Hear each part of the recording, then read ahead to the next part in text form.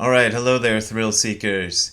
Here's a video I didn't really want to make, I don't really want to make, and I'm going to make it anyway, and I'm probably going to make a bunch of people mad, and I'm sorry about that.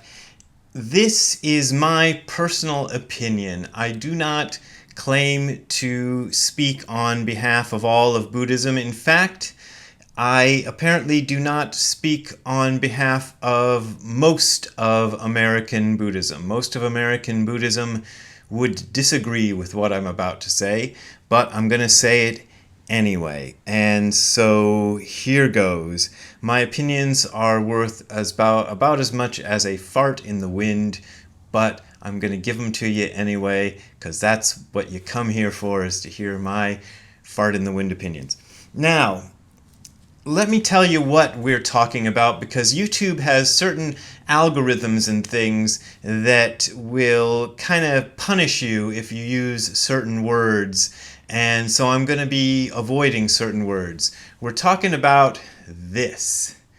So I'm showing you this right now, this little card right now, to show you first what I'm talking about, and second, to show you that before you start talking about that I'm a rabid I'm going to avoid using a certain word. I'm clearly not, because you can see that on a certain date at a certain time, I got implanted with a Bill Gates mind control chip. Oh, I'm sorry. I got injected with what you can see. It says right on the top of here, it tells you what I got injected with. I got injected with it. So that's our ground rules right there. So you know right off the top that I did get that. Now, what I've been seeing on Twitter lately is some people posting about that they have been barred from attending Buddhist retreats or even being allowed to set foot in Buddhist centers in the United States and Canada because they don't have one of these cards. They are required to either show one of these cards or to somehow prove that they have gotten certain pokes and jabs in order to be allowed inside these Buddhist centers. And I personally think that that is not right. I think that this is not good Buddhist practice, and that the Buddhist centers who are forbidding people to come to their retreats or come into their centers because people don't have these cards are not practicing good Buddhism, and I'd like to tell you why. Okay, number one. Here's a personal experience of mine. I have a very close friend whose sister-in-law, when she took the first dose of this stuff, within, I think, about 12 hours after taking it, she died in a rather gruesome and horrible way that I am not going to give you details of. But my friend had to go and clean up a rather terrible mess that no one should ever have to deal with.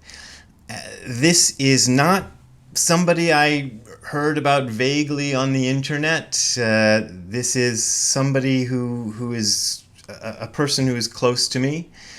This is the house that he had to clean up is a house that I have stayed at a few times.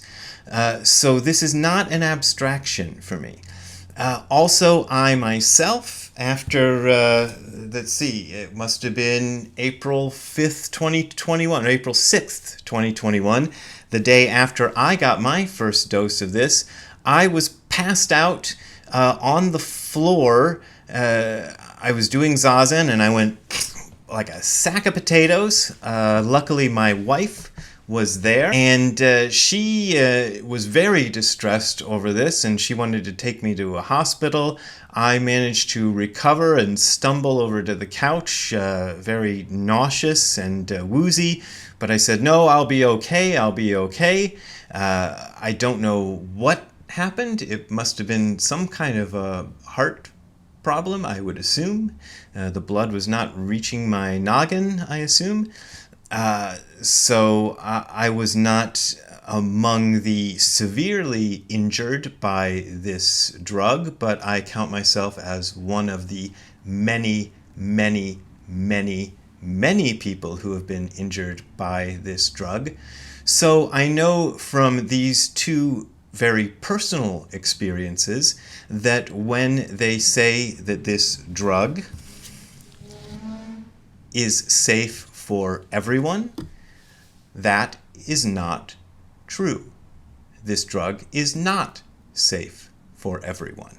Not everyone can safely take this medication.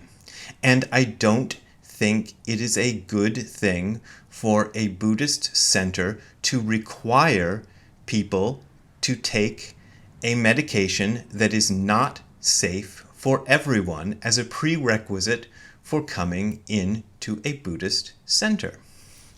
Now, just to give you some statistics, because I have some right here, the swine flu was halted because it was showing one adverse event per 100,000 doses. That was enough to halt the vaccine entirely.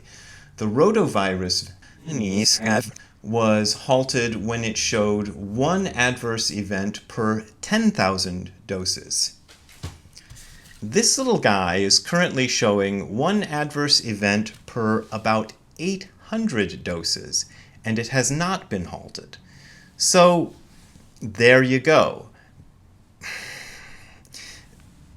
To require people to expose themselves to a medication like that as a prerequisite to going to a place of religious worship, if you want to call it that, that is not right. So that's my number one problem with this requirement. My number two problem with it is ostensibly one would assume that this requirement is because it's supposed to protect everyone who enters that space. But it has already been well established, and you can look this up in 100,000 places, that is not particularly effective at protecting others. They told us early on that if we got this medicine, it would not only protect us, but it would protect the others around us from this stuff. But it's very clear now that it doesn't do that. So there's no added safety for people to be among people who've all had this jab over anything else. So it doesn't provide that added extra bit of safety. But if a center is concerned about this and concerned about immunocompromised or elderly people, why don't they just have maybe a service which requires people to have had the poke and other services which don't require it? I think that's easy enough to arrange. Even a small center should be able to arrange that. Now, another factor that makes me think that this is the wrong thing to do is I have made 2 trips to Europe in the last 2 years, once in 2021 and once in 2022. And I found through visiting various Buddhist centers over there and talking to people that this practice is not being done in Europe, and people have told me that it's not being done in Japan. It seems to be exclusive to the United States and Canada, and also exclusive to Buddhist centers. Churches aren't doing it, mosques aren't doing it. I've heard that some synagogues are doing it, and some Universalist Unitarian churches are doing it, but it's not common practice among churches. It's not a common practice to require this poke and jab to go to a movie theater, to a boxing match, to a concert, to a restaurant, to a football game, to a shopping mall, to a supermarket, or to any of hundreds of other places where one might mingle with others. Why is it just the Buddhist centers that are doing this? I don't understand. So those are the reasons that I strongly object to this. And it seems to be very common among a lot of Buddhist centers. Somebody on Twitter said that I'm objecting to this because I heard one Buddhist center does this. No, it's not just one Buddhist center. It's a lot of Buddhist centers. Check out the websites. I've checked out the websites. I'm not going to list. I was tempted to list off some of the centers who are doing this and kind of out them for it, but no, I'm not going to do that. But I know of at least a dozen places that I could probably rattle off the top of my head who are doing this. And it's really common practice. And I suspect it has something to do with the political leanings of this. And by the way, somebody accused me of trying to signal to my political tribe with all this. And really, I could not care less about signaling to a political tribe over this. I'm really... I really don't like our last president at all. I'm not one of those people who support him or any of that wing of the political spectrum or any of that or any of the people who go around doing this.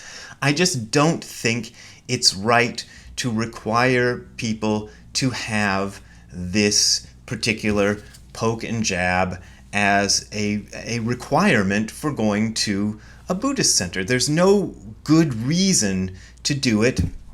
And besides, as I've told you, I know from personal experience that it can be risky for some people, like me and like my friend's sister-in-law, who actually died from the stuff. So requiring people to have it, I don't think, is a good thing. It's not good Buddhist practice. So that's my feelings on it.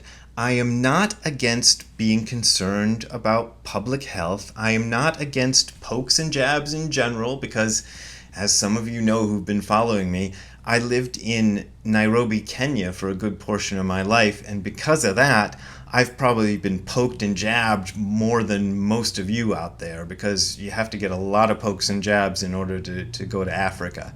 So in my life, I've been poked a lot, and I've accepted it, and I've accepted all the normal pokes and jabs that people do. I'm not a crusader against that. I just don't think this particular one was adequately tested, and it's already showing itself to have a lot of problems, and those are coming out, and people have good reason to be kind of nervous about taking this, and to tell those people they can't come to Buddhist practice is no good. And the fact that it's so widespread in the US means that it's almost impossible for an American or a Canadian to go to places of Buddhist practice right now. In Europe, you can. In the United States and Canada, you almost can't. I know a handful of places that are allowing folks to come to their Buddhist centers without showing cards like this. But not many. Not many. So I think that's a real shame. And I would like to see this practice end. But as I said at the beginning of this video, my opinions are worth about a fart in the wind. I don't have any sway in this, and I really don't think anybody's going to listen to me about this. So the only action I've been able to take is that I'm just not going to any centers that have this requirement. That's my policy. If that's what I've been doing. When people have invited me to places, I ask them if they have a requirement like this, and if they have a requirement like this, I say, sorry, I'm not going to go and speak at your place, which means I haven't been speaking at places in the United States at all. Been speaking a lot of places in Europe, but not in the United States. So that's all I can do, and basically nobody's listening to me. So if you're concerned that I'm spreading, propaganda against the jabs, don't worry, nobody's listening to me. Nobody's listening to me. I just thought I'd clarify my opinion about it. And if you're one of those people that supports the pokes and the jabs and likes the fact that Buddhist centers don't let people in, well, good for you, because nobody's listening to me.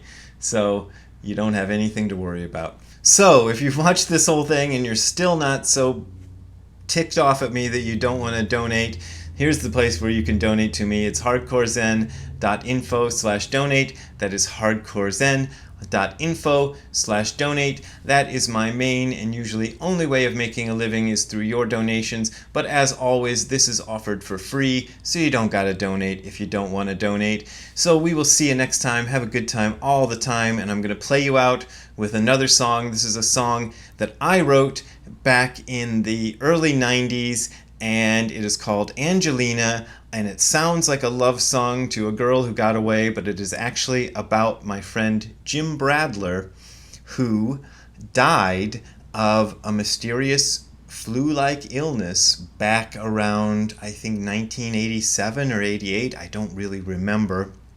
He was a guy I knew back in college, and he was about 25 years old, I think, when he died. And nobody knew what this was. He was actually he was a science major, medical science major of some kind, and was doing research. And I always suspected that maybe he was researching something that got to him. I don't know.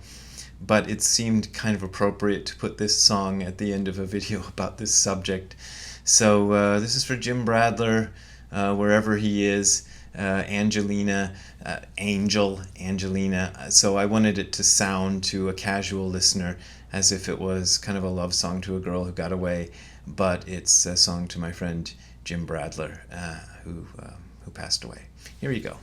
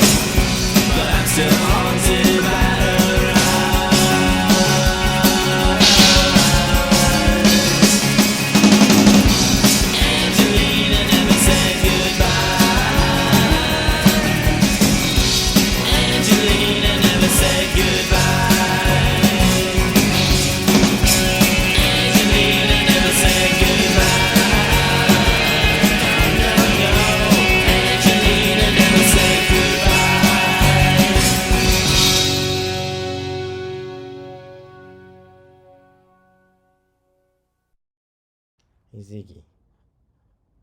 What do you think of the song? That was a nice song. That was about angels and stuff, right? It was good. You like your little jacket? Alright, we'll see you later. Bye, Ziggy.